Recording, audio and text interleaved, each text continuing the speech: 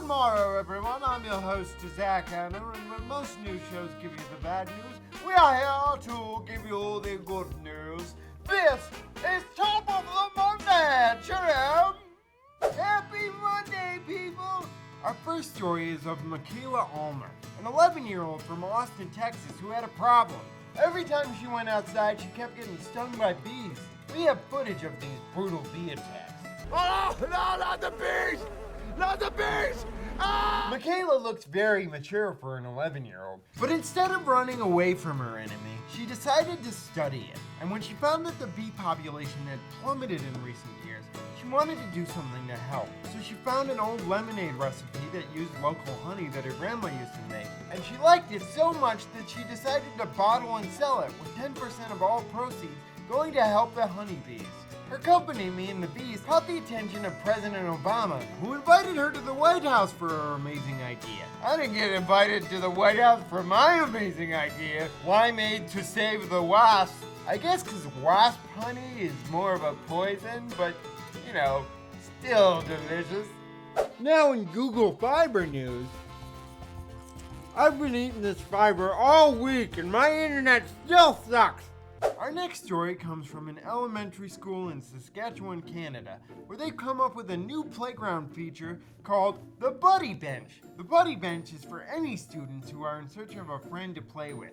And it's worked great. It's already helped build self-esteem, empathy, and cut down on bullying behavior in kids. I need a date bench where women come and sit down and go on dates with me. That would also help build self-esteem, empathy, and cut down on bullying behavior in kids who keep teasing me about not having any dates. Shut up, Tommy. You don't know how hard it is to find a soulmate out here in the real world. All you're concerned with is Lunchables and video games. You come back to me in 40 years when you're alone.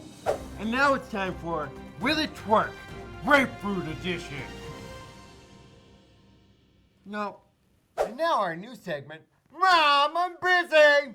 When Dalton Ross had to leave his home in Nashville, Tennessee to study abroad, he knew he wasn't going to be able to talk to his mom as much. So as a joke, he made a cardboard cutout of himself to give to her. And instead of just saying, ha ha, very funny, why don't you just pick up the phone once in a while? Haven't you ever heard of Skype?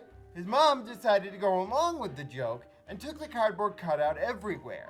Easter brunch, the batting cages, the doctor's office. How come when a mom brings her cardboard son everywhere, it's cute, but I try and bring my cardboard Jennifer Lawrence on one plane and Southwest tries to shove her in the overhead compartment? She is a movie star and we are in love.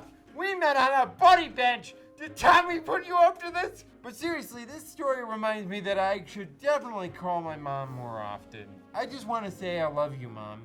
Please don't replace me with a cardboard cutout or the kid from Breaking Bad that has CP. We're not the same person. And now it's time for my favorite segment, Good News Up Close. We asked you guys for uncomfortably close videos of your good news, and this is what you said. My good news is Baxter didn't poop in the refrigerator. Well, that's great, Jay. I'm assuming Baxter is your, wife? Son?